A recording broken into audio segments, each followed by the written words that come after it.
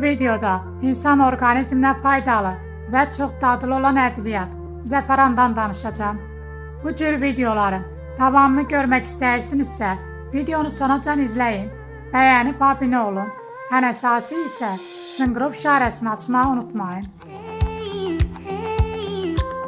Zəfəranı qiymətli edən onun telləridir. Ətir yağları ilə zəngin olan zəfəran tellərinin 75-80 qramı 1 kiloqram çiçəkdən alınır. Zəfəranı əsl şəfa mənbəyi hesab edirlər. Zəfəran yeməklərə, salatlara xüsusi dad verir. C vitamini, maqnezium, dəmir, kalsiumla zəngin olan zəfəran qandakı şəkər miqdarını tənzimləyir. Zəfəran beynin fəaliyyətini möhkəmləndirir, toxumaların inkişafına kömək edir, yaddaşı gücləndirir, xərçəng hüceyrələrinin böyüməsinə mane olur, arıqlamağa kömək edir, orqanizmdəki toksinləri xaric edir, böyrəkləri və sidik kisəsini təmizləyir.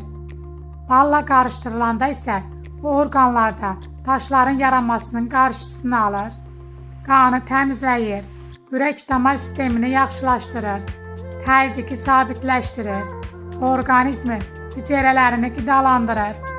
Zəfəran yuxusuzluqla mübarizə aparır, nevroz, əsəbi, stres, baş ağrılarını aradan götürür. Bu qızıl ədviyyat qadın və kişi orqanizminə çox xeyirlidir. Bəzi qadın xəstəliklərindən qoruyur və menstruasiya zamanı ağrıları azaldır, hamilə qalmağa kömək edir. Bundan əlavə, zəfəran kişilərdə cinsi gücü də artırır. Xoşbəxtlik hormonu sayılan serotonini artırır. Həftədə 3 dəfə südlü zəfəran içmək kişilərdə sperm hərəkətini artırır. Radionuklidləri insan orqanizmindən çıxarır.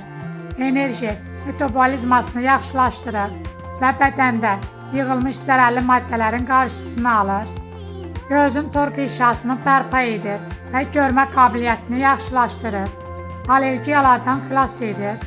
Yanıq və şişləri müalicə etmək üçün də əla vasitədir. Zəfəran qarında olan spazmaları və köpü aradan götürür.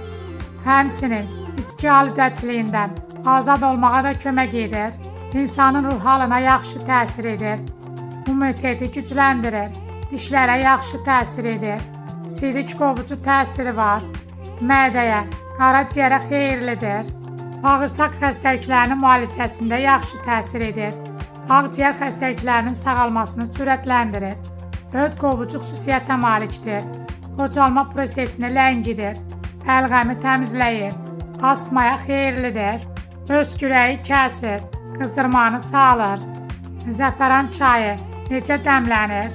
1 stəkan qaynar suyun içərisinə 6-7 ədəd zəfəran qoyulur və 3-5 dəqiqə dəmlənir.